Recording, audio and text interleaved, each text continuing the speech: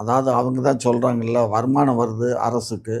So அரசுக்கு வருமானம் வரக்கூடிய லாக்காவா அந்த லாக்கா இருக்கு. ஐயா, இதை விட வருமானம் வரக்கூடிய ஒரு பெரிய தொழில் இருக்கு. ஆனா அதை நான் பெண்ணா சொல்ல கூச்சப்படுறேன்.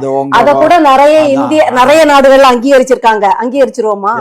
எவ்வளவு அபத்தத்துல போய் முடியும்? அது நீங்க புரிஞ்சுக்கோங்க. அதுல யாருக்கு வருமானம் வருது? இப்ப ரெட் லைட் இருக்கு மும்பைல, அது தனியா இருக்கனால தனி மனிதனுக்கு வருமானம் இருக்கலாம். ஆனா அது சட்டமாக்குனா ஏமா இது எந்த காலத்திலயும் எப்படி அது கொடுமையோ அது மாதிரி டாஸ்மாக் கொடுமையா? எப்படி பெத்த பிள்ளைங்களுக்கு சாராயம் கொடுப்பாங்க? கனிமொழி அதிமுக சொன்னாங்க. இவங்க சொல்றது எதுக்கு எதோட ஒப்பிடுறாங்க பாரு.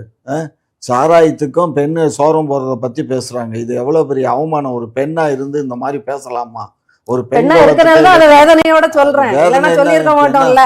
இதே டாஸ்மாக்கு எதிர்ப்பா கருப்பு துண்டெல்லாம் கட்டிக்கிட்டு வீட்டுக்கு முன்னாடி மனைவி மக்களோட நின்னாரே, அப்ப தெரியலையா டாஸ்மாக்? அப்போ டாஸ்மாக்ல கொஞ்ச நேரத்துக்கு முன்னாடி தானே அரசியல்வாதிகள்